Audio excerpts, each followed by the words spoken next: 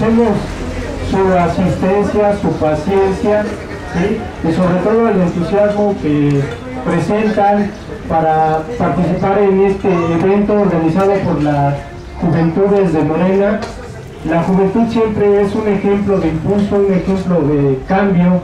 Yo creo que sería una contradicción ser joven y no ser revolucionario, ¿no? Entonces, vamos a dar inicio a esta participación. Les voy a explicar cuál va a ser la dinámica con la que vamos a participar.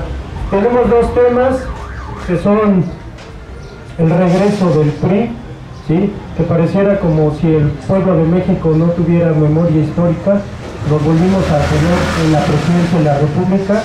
Bueno, nosotros no, pero una parte del pueblo, y estamos sufriendo ya en lo que va de este sexenio las consecuencias de esa situación, ¿sí?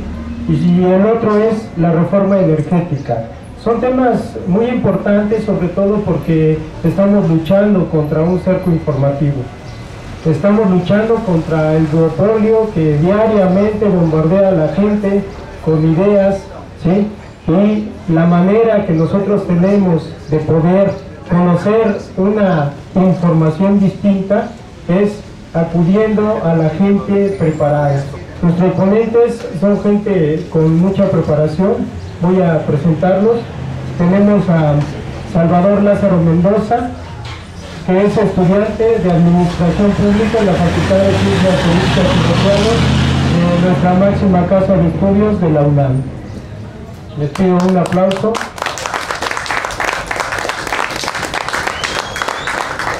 Tenemos a Roberto Ángeles Hernández, también estudiante de Administración Pública en la Facultad de Ciencias Políticas y Sociales.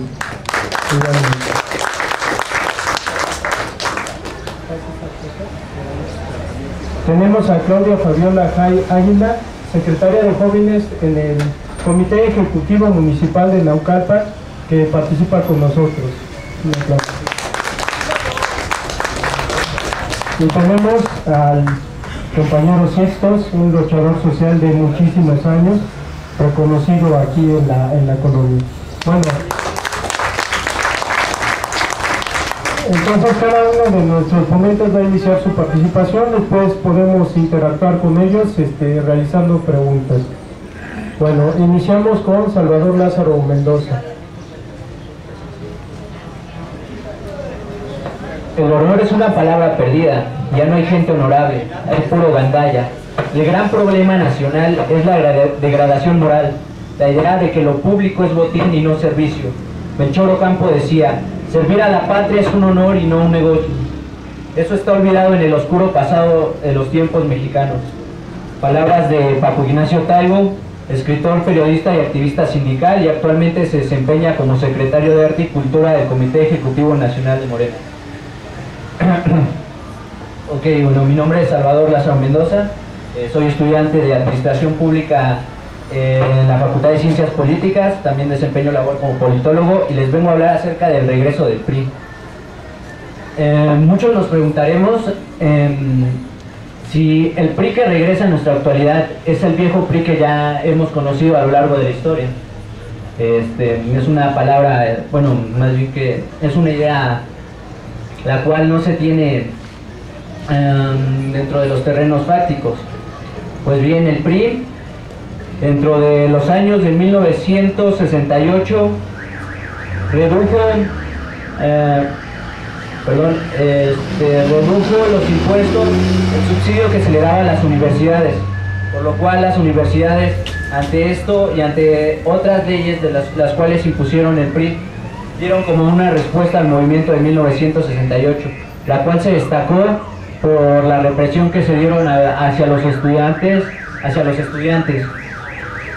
Otro aspecto muy importante que vamos a ir recalcando poco a poco dentro de nuestra conferencia es el uso de los hidrocarburos.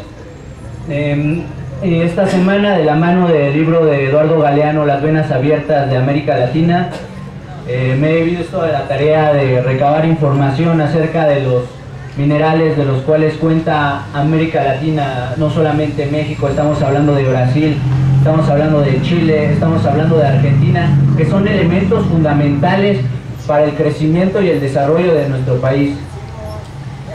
El petróleo, los hidrocarburos fingen como un combustible para los países en pleno desarrollo. Estos países son de primer mundo, los cuales, bueno, lo narra ya de buena manera, con una prosa muy concurrida, Eduardo Galeano. El saqueo que se ha venido dando a los países de Latinoamérica, a los países en subdesarrollo, es hace ya más de 500 años que el saqueo se sigue dando. Ahora se está llevando de manera ilegítima a lo legítimo, es decir, implementando normas, implementando estos aspectos que señalan como reformas dentro de nuestra Constitución. Una de ellas es la reforma laboral, la reforma educativa, que si bien la reforma laboral nos las venden como vas a tener empleo durante determinado tiempo, pero hemos indagado dentro de la universidad, en la máxima casa de estudios, acerca de este aspecto muy importante, que es el outsourcing, es la subcontratación del empleado. Es decir, una empresa contrata a otra para tener a su disposición trabajadores, los cuales sean contratados durante un determinado tiempo, y estos pues por ende no generan antigüedad, no generan prestaciones, no tienen estos servicios de los cuales cuentan muchos trabajadores, que son servicios vitales, como lo es la salud, como lo es la educación. Dentro de estos aspectos es muy importante recalcar esto. En otro aspecto tenemos también la devaluación del peso que se dio en los años 1993, desde el sexenio de Carlos Salinas de Gortari, después el de Ernesto Zedillo Ponce de León. Igual de la mano esta semana del libro de Luis Medina Peña hacia el nuevo Estado en México, he venido recabando información la cual nos da unos aspectos demasiado importantes, que como señal que tenemos, como señal o característica, rasgo fijo del PRI, es la tecnocracia con la que se lleva, es decir, llevarlo a todo de una manera técnica, dejar a un lado el lado laboral, el lado de estas personas, de las que están trabajando para nosotros. Entonces, la devaluación del peso se fue dando poco a poco, se fueron destruyendo los cimientos que había de una forma errónea construido Carlos Salinas de Gortari. Como otro aspecto fundamental y dentro de mi participación es el reto de la izquierda en México. Muchos nos preguntaremos ¿cuál es el reto? El papel que ocupamos nosotros. El papel que ocupamos nosotros es el ser libres y tener la libertad de expresarnos y salir a las calles y ejercer nuestros derechos. Ejercer el derecho que tenemos a la libre expresión, a la no censura, que ya estamos acostumbrados a que los medios transgiversen la información para que nos los vendan de una manera bonita o de una manera en que nosotros podamos comprarla. Los medios, como ya sabemos, están en las manos de las oligarquías, están ya controlando nuestro país. Con esto quiero hacer referencia a Azcárraga, a Slim, a aquellas personas que ostentan el poder y que lo usan para beneficios que son simplemente mediáticos, ¿no? Es decir, de la clase media. Igual en el 68, como les comentaba, se daba una reforma a disminuir los subsidios que tenían las universidades. ¿Qué pasaba con esto?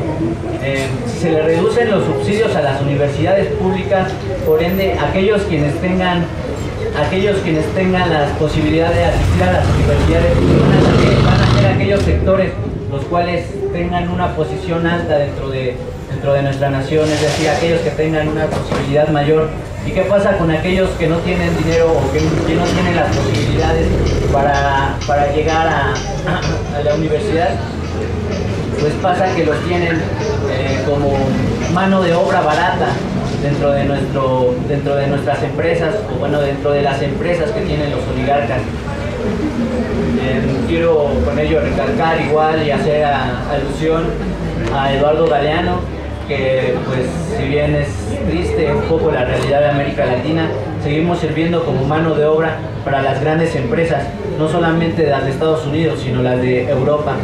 Es por ello que mediante la reforma laboral el PRI está regresando a los nuevos estereotipos que ya se tenían previstos tiempo antes. O sea,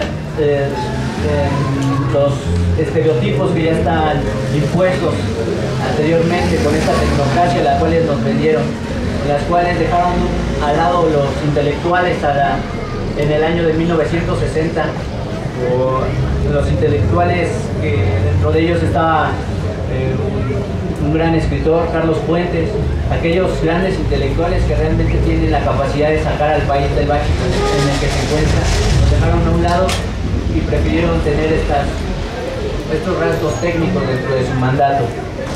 Es por ello que nosotros como clase no oligarca, mediática, media, baja, tenemos la responsabilidad de ejercer nuestros derechos dentro de un marco jurídico, establecer el diálogo dentro de la izquierda, es decir, no nos separemos, tenemos diferentes facciones, pero el fin es el mismo, es la prosperidad de la nación. Es por ello que debemos establecer el diálogo con las izquierdas y llegar a un consenso. Decía Sócrates que dentro de la plática, en una discusión, la palabra de por medio es la más importante y la que nos puede llegar a un fin el cual favorezca a ambas partes, es decir, llevar a cabo la plática dentro de los partidos de izquierda, llegar a un consenso. Pues si bien, como lo he mencionado, el fin es el mismo, tenemos distintas ideologías que hay veces que no nos permiten llegar a un buen acuerdo. Un gran ejemplo también de ello es Brasil, que mediante diálogos muy concretos dentro de su sexenio, Lula da Silva logró llevar a cabo este avance, el que Brasil surgiera como una potencia emergente, llevando la nacionalización del petróleo. Una de las grandes empresas ya se ha convertido Petrobras, y es por ello que es necesario que tengamos nacionalizado el petróleo, los hidrocarburos que alguna vez hayan hecho la lucha nuestros antepasados, bueno, que Lázaro Cárdenas en su momento lo hizo, la lucha, es importante que se lleve a cabo. Termino con una cita. Mi profesor Javier Oliva, de Ciencias Políticas de la Facultad, el cual nos menciona que la ideología, el ser idealista, no es una tontería como a veces nos tachan, que dicen que no tenemos posibilidad dentro de un marco el cual está dominado por poderes mediáticos, oligarcas. Dice, la ideología, el ser idealista no es una tontería, es la fortaleza de las convicciones. Los invito a ustedes y a todos a que seamos fuertes de convicciones y no dejemos de creer en aquellas personas las cuales nos pueden sacar de este bache. Muchas gracias.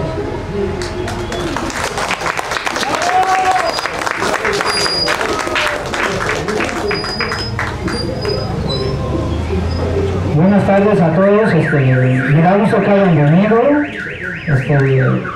Yo les voy a hablar del regreso del PRI, visto desde lo nacional, desde lo que nos ha pasado, desde esta participación de campo. Y en esto yo les quiero, en esto voy a comunicarles los factores que intervinieron para que regresara este PRI. Y también les voy a decir qué tipo de PRI es el que tenemos hoy, qué tipo de situaciones son las que nos esperan, y los retos, como ya lo había dicho mi compañero, los retos que tiene la izquierda y Morena de aquí al 18, a las elecciones intermedias y para el resto del futuro de nuestro país. y como tal para la transformación, que es el objetivo principal que Morena enarbola. Bueno, voy a comenzar. Estos factores que llevan al PRI de nuevo de regreso a los pinos, después de haber gobernado el país por 70 años, esto se debe principalmente a su maquinaria electoral. Hay que mencionar que esa maquinaria que tienen a nivel territorial, regional, es bastante, es muy poderosa y solo funciona cuando hay elecciones, solo funciona cuando a ellos bajo esa consigna de dar despensas, de comprar, de otorgar algo a que se acerquen, a que voten. Eso es lo que nosotros estamos en contra, en Morena estamos en contra de eso, principalmente porque hay una desinformación, hay una mala información, hay un mal acercamiento de nosotros, hay una mala comunicación y esto se debe de acabar, deben de acabarse las despensas. Yo no puedo comprar a alguien con una despensa para que vote a cambio, porque ¿qué va a pasar después? No estamos eligiendo a los mejores o a los que creamos sean unos buenos representantes, sino estamos eligiendo a quienes van a dañar y a quienes van a ocupar puestos bajo su propio interés. Otro de los grandes y principales factores que llevaron al PRI al poder es esa modalidad que tiene ese partido para adaptarse a las circunstancias. Si bien en el 2000 se estaban desmoronando, se estaban haciendo pedazos, lograron adaptarse. Y eso es lo que les ha valido, que se saben adaptar. Sin embargo, los costos son grandes para nosotros, son muy grandes. En el 2009 fue un año clave, un año en elecciones intermedias donde se eligieron diputados, gobernadores, municipios. Principalmente ahí es donde se ve y donde funciona la maquinaria electoral del PRI. Esa maquinaria para comprar, para dar despensas, es la que influyó y es la que los hace crecer y les hace aumentar su poder. Y de ahí es donde nos vamos a explicar por qué tienen tanto dinero que ocupan del erario público para comprar para sus propios intereses y así ganar las elecciones. Sin embargo, como ya lo he dicho y lo vamos a recalcar, Morena no pretende eso, Morena pretende cambiar, por eso Morena su objetivo principal es transformar. Ante eso, pues ellos ganaron gran parte de los municipios. Para ese año ganaron 1.510 municipios, mientras que el PAN quedaba con 433 y el PRD con tan solo 300, una cantidad muy baja. Por eso podemos decir el PRI es el único partido nacional. Es como la coca, como ese producto chatarra que nos envenena y nos hace daño, que claramente está en todas las partes del país. Otro aspecto también fue el impulso mediático de este candidato, de Enrique Peña Nieto. Un impulso mediático totalmente grande, aparecía por todos lados, espectaculares, televisión, desde antes que esto empezó cuando él ganó la gobernatura, desde ahí empezó ese impulso mediático hasta las elecciones y con recursos se fomentó más esa imagen mediática, que en realidad es pura mentira.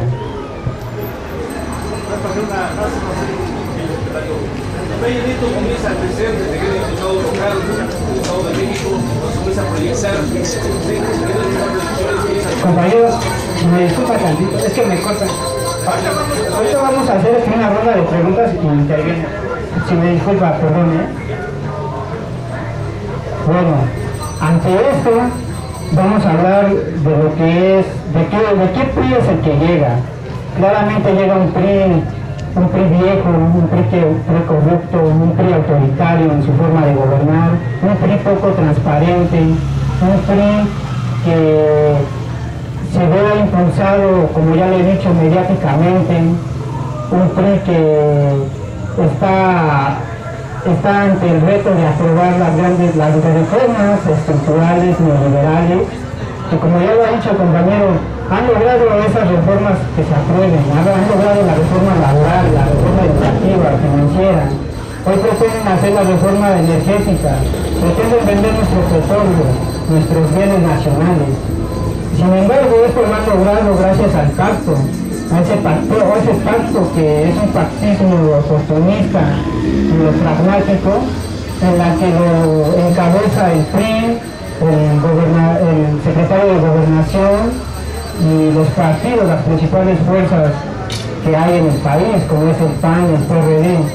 Pero lo que vemos aquí es de que hay un error. El pacto aquí le beneficia más, el pacto le beneficia más al PRI que a los demás partidos. Y de ahí el que pierde más es el PRD. Desafortunadamente un partido de izquierda que ha tenido un nacimiento, digamos, un nacimiento de lucha, que se peleó, que se estuvo así como nosotros que hoy estamos presentes en las calles, informando, comunicando, y hoy lo vemos en el pacto, lo vemos que está cometiendo errores porque no les beneficia nada, errores que ellos han estado en contra de esas reformas neoliberales y que hoy las están aprobando. Y eso nos conlleva a una forma de gobierno poco transparente, ya lo decía. Se ha acabado con las discusiones en la Cámara de Diputados, se ha acabado con esa discusión en la Cámara de Senadores, se ha acabado con todo, con la poca información que nosotros podamos obtener. Eso es una forma en la que se ve lo mediático que es este pacto. Y sin duda es un gran error, como ya lo he dicho, para los partidos, ese partido de izquierda. Y hoy también en todo caso beneficia un poco más al PAN, que es un partido que está pactando y siempre ha estado junto al PRI. Y lo hemos visto que en el 2009 cooperó el PRI con el PAN y hoy coopera el PAN con el PRI. Eso no es nada nuevo, por eso ya muchos nosotros conocemos al PEAN, como se le llama, esa coalición entre el PRI y PAN que aprueban todo, aprueban cosas que nos dañan, aprobaron los aumentos a la gasolina, han aprobado cosas que sin duda a muchos de nosotros no nos benefician.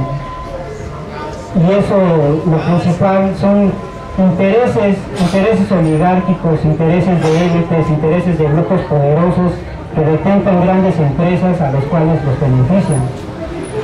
Por eso nosotros como Morena tratamos de ser y estamos orgullosos de ser esa única oposición, esa verdadera fuerza de izquierda, que estamos en contra de las propuestas neoliberales, de esas propuestas que solo responden a los intereses norteamericanos, intereses transnacionales, porque son los grandes beneficiados. Y bueno, yo con esto termino y esperemos ahorita la participación de nuestra compañera, que nos hablará y profundizará más acerca de la reforma energética que está por aprobarse, que está por discutirse, desde luego desde ese pactismo, desde ese pacto que nosotros no tenemos información. No pasa de que veamos a Zambrano, a Gustavo Madero, a Trump, solo dando acuerdos de que no va a pasar nada, de que ellos ya lo van a platicar y automáticamente se va a aprobar. Sin embargo, nosotros estamos en oposición y veremos ahorita la intervención de nuestra compañera. Muchas gracias. Buenas tardes, compañeros. Creo que sobre todo discutir este tipo de temas tenemos que enmarcarlo también en la lucha que se está dando y las condiciones que se están dando a nivel internacional. Prácticamente desde 2008 estalla una crisis económica que ha sido de las más profundas que ha tenido el capitalismo, en la cual en algunos países, por ejemplo, que tenían niveles de vida pues mucho mejores aquí que en México, pues hemos visto cómo ha decaído los niveles de vida. Prácticamente se ha recortado el gasto social, se ha atacado fuertemente los derechos de los trabajadores.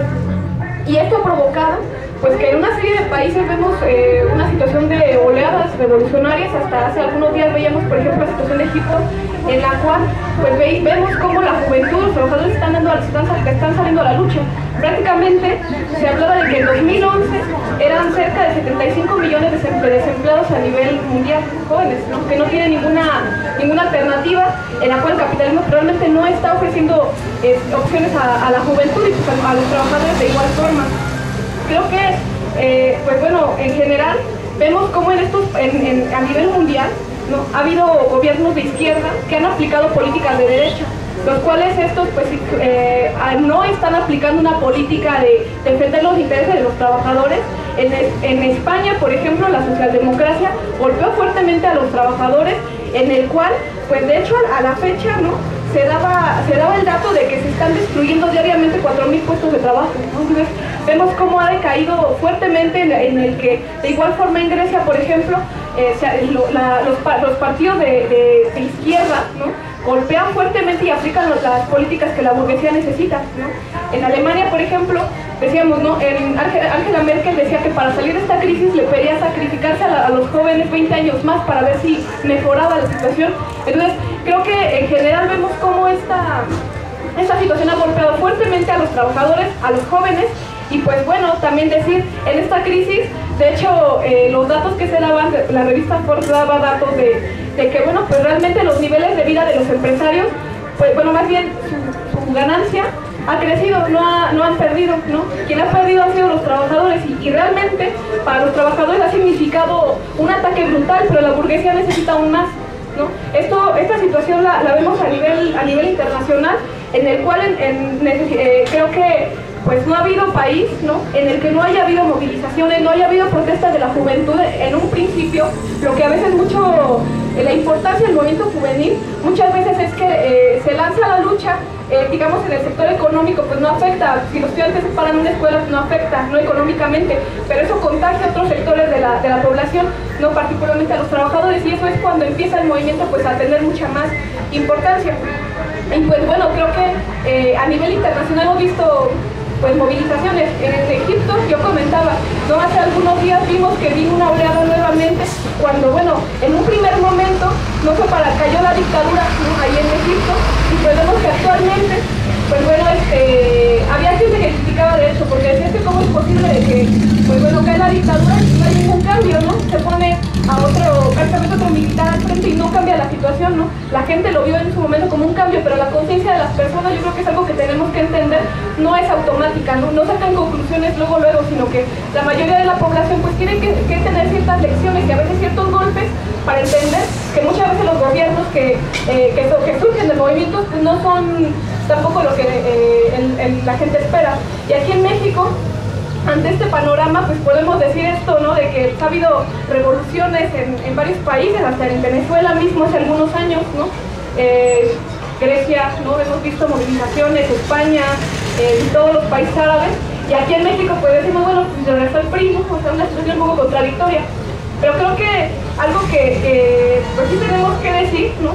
Prácticamente desde que se desarrolla el Estado mexicano, pues ha sido la burguesía mexicana ha sido una burguesía totalmente dependiente del imperialismo, una burguesía totalmente incapaz de desarrollar por sí misma el Estado, y pues bueno, que ha sido totalmente dependiente, ¿no? Pero que bueno, a partir, ¿no? Se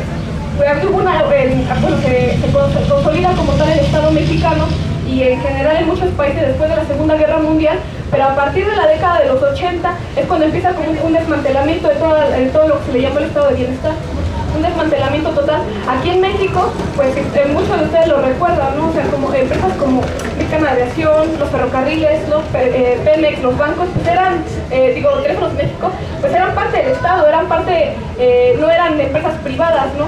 Y bueno, y se empezó a utilizar una política muy parecida a la que se está utilizando con Pemex, pues diciendo estas empresas no son rentables, tenemos que venderlas, ¿no? Que además decir, cuando algo pues no es rentable, generalmente no encuentra comprador, ¿no? Pero aquí prácticamente se remataron las empresas, en las cuales pues empieza la privatización de la banca, Telmex, Mexicana de Energía, las siderúrgicas, las minas, ¿no? Que de hecho, yo creo que de igual forma como se hizo, a principios de año, ustedes recordarán la asamblea que tuvo el PRI para reformar sus estatutos y permitir la situación de la reforma energética, y de igual forma han sido métodos, pues más bien legaloides que utilizan, y que bueno, no es nada nuevo, ¿no? En el 90, por ejemplo, se reforma el artículo 38 para poder vender la mayor parte de los bancos en 5 años. Y de igual forma, ¿no? En el 92 se permite una ley minera para poder permitir la explotación de 25 a 50 años a empresas privadas, ¿no? Entonces, vemos cómo empieza un desmantelamiento total, pues, de empresas que originalmente eran parte del Estado, ¿no? Y que bueno, prácticamente también los niveles de vida de los trabajadores, ¿no?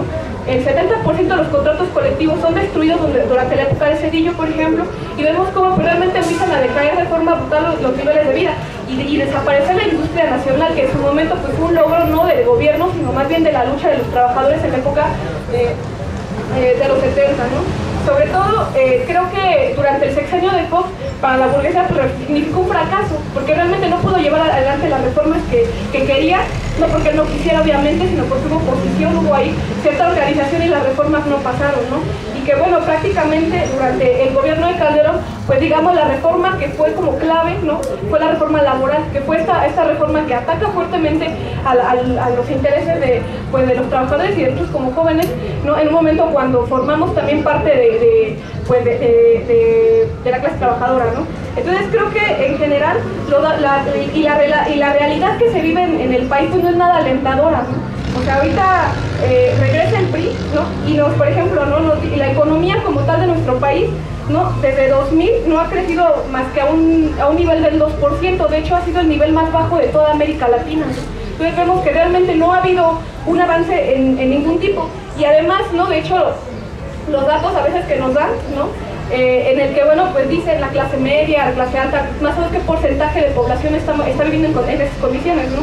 Por ejemplo, el INEGI daba datos de que la clase baja, ocupa el 60%, la clase media el 38% y la clase alta el 2%, ¿no? La clase alta pues, es una minoría que decide sobre la vida de la mayoría de la población, pero que también decir, dentro de la clase media, pues ellos ponen a obreros, a empleados, a maestros, que muchas veces no forman parte como tal de clase media, ¿no? Las condiciones no dan como para que se viva como clase media, entonces vemos que realmente, pues las clases, el nivel de vida pues, ha decaído brutalmente, somos millones de personas las que no vivimos en condiciones dignas, y que bueno, a costa de este 2% que decide sobre la mayoría de la población, y que creo que sobre todo, ¿no?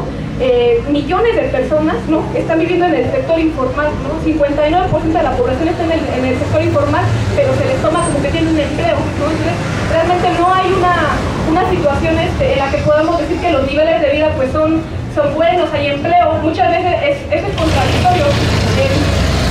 Yo como comentaba ese rato, es contradictorio decir que tenemos tenemos menos desempleo que España, que Estados Unidos, ¿no? Estamos súper bien, pero más bien ha contado esta situación del sector informal, a donde particularmente muchos jóvenes ha sido donde la salida que se ha encontrado, ¿no? Y bueno, creo que sobre todo, ¿no? La situación hablando de Pemex, ¿no? Pemex aporta cerca del 40% a las finanzas públicas de nuestro país, ¿no? Que son cerca de 100 billones de pesos, ¿no? que aporta anualmente, ¿no?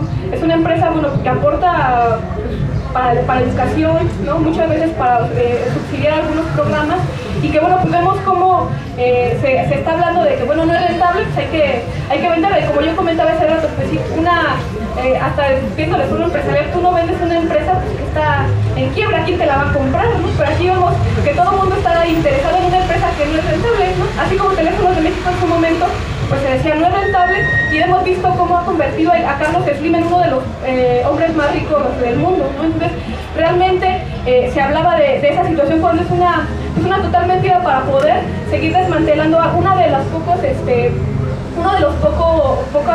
palancas que todavía quedan estatales que mantienen la economía, ¿no?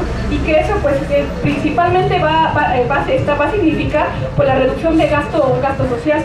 Y bueno, creo que sobre todo ahorita no vemos cómo regresa el PRI, ¿no? Pretende legitimarse con el pacto por México. En su momento Calderón lo hizo con la guerra contra el narco, y pues bueno, ahorita pretende legitimarse con el Pacto por México, que bueno, anteriormente el PRI más bien utilizaba la situación del presidencialismo, del partido único, y ahorita estamos utilizando pues la situación de aquellos partidos que puedan servir para llevar adelante las medidas que la burguesía necesita aquí en nuestro país. No creo que sobre todo, ¿no? Históricamente este tipo de pactos han existido, ¿no? Por ejemplo, en España, en la época de los 70, existió el pacto que se llamó el Pacto Monclova, ¿no? En España, igual en Chile, ¿no? El Pacto de Regeneración, que eran coaliciones de partidos de izquierda con partidos de la derecha, y que bueno, creo que nunca, y la base jamás ha estado de acuerdo con ese tipo de pactos, pero ni aún así se llegaba a desdibujar tanto la izquierda como ha sido aquí en nuestro país, en el cual pues la izquierda, el PRD, ¿no? Se mete dentro del pacto totalmente desdibujado y sin un programa claro, ¿no? Esa es una realidad en la que bueno, vemos cómo a la salida de AMLO del PRD, pues realmente la ala de derecha pues, se ha adueñado de este partido, en el cual pues creo que pues, ha dejado de representar como tal una alternativa para millones de personas, en la cual pues no está representando absolutamente nada, ¿no? Más que el aprobar las reformas que la burguesía quiere, ¿no? Y bueno, sobre todo, ¿no? El pacto está hecho para la situación de aprobar la reforma energética y la reforma fiscal que están en puerta, ¿no? Y creo que aquí lo que también está en puerta, ¿no? La reforma hasta final, es que vienen varios puntos, ¿no? El Pacto por México viene dividido en 5 puntos y bueno, y son varias reformas, ¿no? Las principales son estas dos, pero de igual forma, ¿no? La reforma financiera, ¿no? Que hasta de hecho busca, ¿no? Que ahora sí se les encarcele a los clientes morosos que no pagan. Obviamente no estamos hablando de que si los grandes empresarios no pagan, los van a meter a la cárcel porque ellos se les rescatan, ¿no? Estamos hablando de la población que bueno, en un momento no pueda pagar, está endeudada y no pueda pagar, de eso se está hablando, ¿no? De igual forma, ¿no? Creo que estamos viendo una situación en la que el pacto pues está aplicando hasta las alianzas que hubo hace algunas semanas con las elecciones en 14 estados, ¿no? En la cual pues prácticamente los partidos de la derecha y de la izquierda van en coalición, pero que realmente no representa ninguna alternativa. De hecho vemos que eso provoca niveles de abstencionismo brutal, en el cual la derecha pues gana y estas coaliciones ganan con un nivel mínimo, ¿no? En el cual pues el voto corporativo lo sacan a votar y pues de esa forma se están ganando esas elecciones, ¿no? Creo que en general la situación que está aplicando ahorita el gobierno, ¿no? Vemos cómo se habla de una cruzada contra el hambre, de aplicar políticas pues a favor de la población, cuando más bien, ¿no? Aquí por ejemplo en lo que invierte el gobierno en gasto, digamos, en el país, o sea, ha decaído a niveles de 2001, o sea, no, muchas veces eso de bombo y platillo que pues no, estamos avanzando, no, de hecho ha retrocedido de una forma brutal, ¿no? En vivienda se retrocedió 6.9%, en salud 13.8%, en servicios comunitarios 12.8%, en desarrollo económico 14%, y sobre todo en este panorama de que se abre una cruzada contra el hambre cuando no es, se está recortando todavía aún más el gasto, y además ese tipo de programas generalmente son para un sector, ¿no? Específicamente hasta cuando hay elecciones, ¿no? Creo que en general, ¿no? Lo del pacto, pues lo único que va a permitir pues es que cuando haya consecuencias, ¿no? Se apruebe la reforma, pues el PRI que le va a echar la culpa pues va a ser al PRD y al PAN, y va a tratar de llevarse el menor costo político, ¿no? De esto para tratar de salir victorioso, ¿no? Y creo que de igual forma la reforma esta que se intenta implementar como de legalizar el uso de la fuerza pública, ¿no? Entonces, en el cual pues de por sí en cada marcha ya vemos cuerpos granaderos en las movilizaciones, ¿no? Tratando pues de que no haya oposición, ¿no? Ya se ha cooptado una parte de la izquierda y pues bueno, por el Pacto por México, y pues se pretende que no haya oposición, y me parece que uno de los problemas fundamentales es que los movimientos han estado aislados, y a mí me parece que desde Morena más bien tenemos que impulsar el hecho de que haya unidades del movimiento, porque si nos quedamos en una situación de un partido puramente electoral, pues vamos a quizá donde acabemos. Yo creo que debemos de impulsar la lucha con el magisterio, la lucha, pues de las luchas hasta locales que existen, ¿no? La lucha, en este caso, sí por la defensa de Pemex, ¿no? Pero sí por la reforma educativa, la reforma al IVA, ¿no? Pero no alejarnos de los movimientos. Una vez escuchaba a alguien, no me acuerdo quién era, que decía, es que si nos vinculan esos movimientos vamos a ver agresivo, nos van a vincular con quién sabe quién, ¿no?